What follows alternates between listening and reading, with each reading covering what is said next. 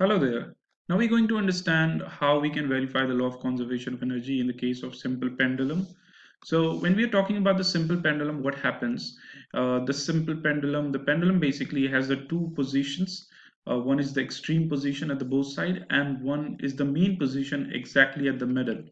So what happens at the extreme position? The this bob goes up, or the pendulum goes up and stops over here. So if it is stopping over here and then going back, so at that instant we can say the kinetic energy over here will be zero because it is stopping over here.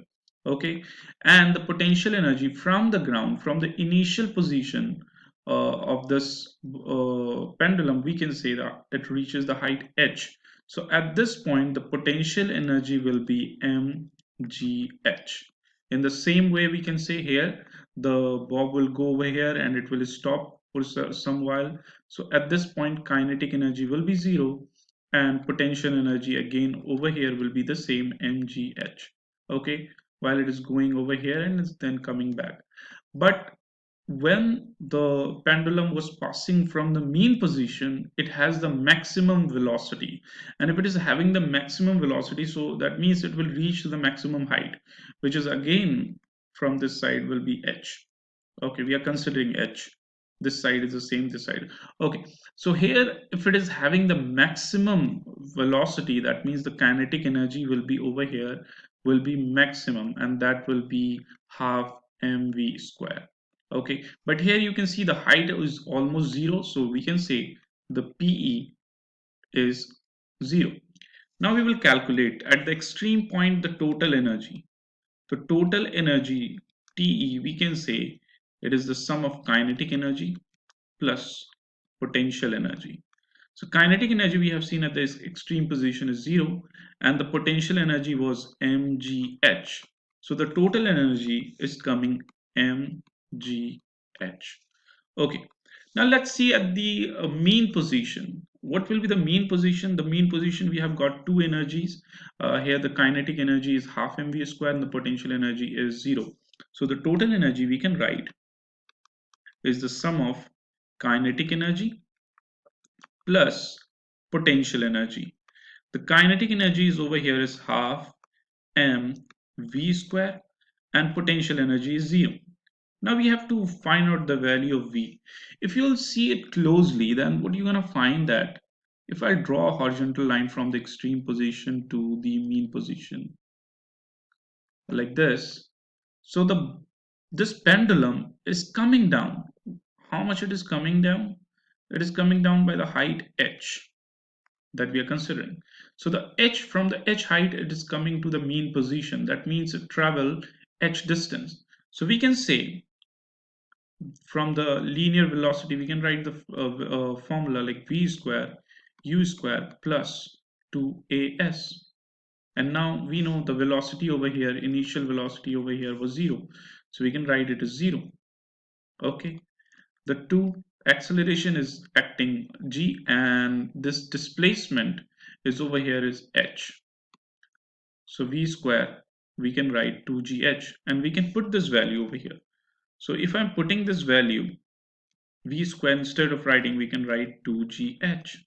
And if we will cut down, the value will come again mgh. So what you have seen that here at the extreme position, the energy is same. Here at the mean position and the extreme position, both the energy is coming same. So this is the verification of law of conservation of energy that says that the energy will remain constant.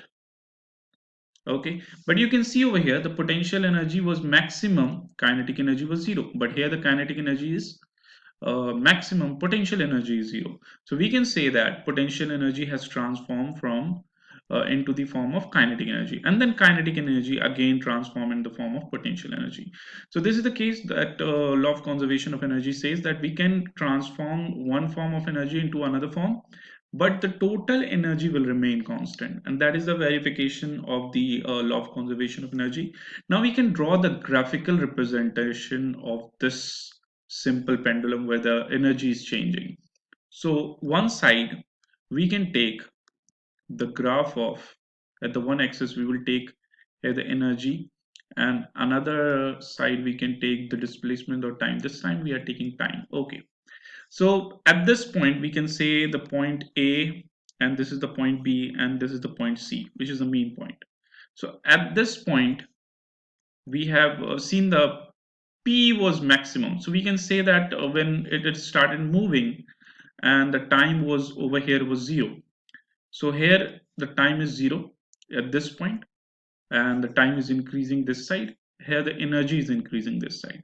So at this point, at the point A, potential energy PE was maximum. Okay. Now when it started moving, then potential energy started decreasing and it almost decreased to 0. At the point C, it is almost potential energy is 0. But at the same point, the kinetic energy is maximum. So that means at the point A, when the time is 0, the kinetic energy was almost 0. But when it reached the point C, the kinetic energy becomes the maximum. Okay, it becomes the maximum. Ke over here is maximum. Okay, now after this point, when it is passing from the point C, the pendulum reached to the point B. When it is reaching to the point B, you can see again the kinetic energy is decreasing and becoming 0. Okay, again the Ke becomes 0 over here. But at the same point, the potential energy at the point B was the maximum. So the potential energy here is becomes 0. So from here we will start and the potential energy will start increasing and it will reach the maximum point. So throughout the while the energy will remain constant, but it is transforming into one form to another. So this graph basically is representing the PE, and this graph, which is at the point A was 0, and then at the point B is the maximum, and then sorry, at the point C is in maximum, and at the point B again it is 0. So hope you understood this.